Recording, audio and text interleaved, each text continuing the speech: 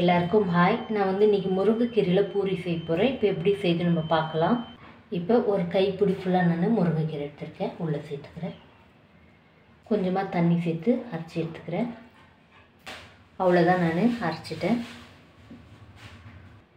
கோதுமை மாவு சேர்க்குறேன். இன்னும் அரை கப்பு சேர்க்குறேன். 1.5 கப்பு. 2 டேபிள் ஸ்பூன் ரவை சேர்க்குறேன். அரை டீஸ்பூன் ஓமம் சேர்க்குறேன்.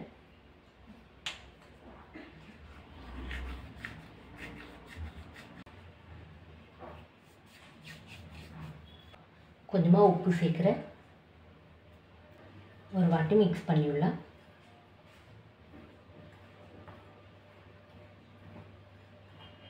ஒரு டேபிள் ஸ்பூன் எண்ணெய் சேர்க்குறேன். நம்ம அரைச்சி வச்ச முருங்கைக்கீரை உள்ளே சேர்த்துடலாம். கை போட்டு நல்லா மிக்ஸ் பண்ணி விட்டுடலாம்.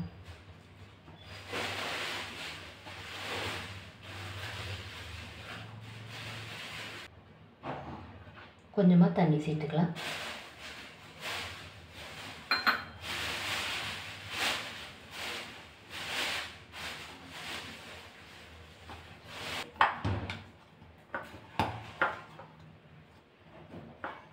அவ்வளோதான், நல்லா மிக்ஸ் பண்ணிட்டேன். 10 நிமிஷம் இருக்கட்டும். அவ்வளோதான், இப்போ 10 நிமிஷம் ஆகுது.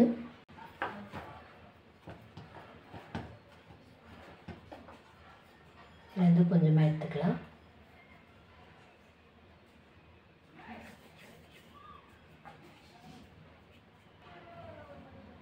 அவ்வளோதான்.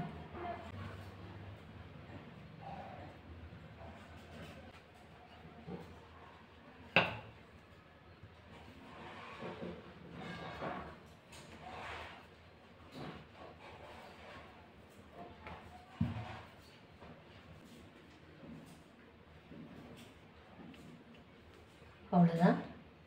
இப்போ எண்ணெய் நல்லா சூடாயிடுச்சு.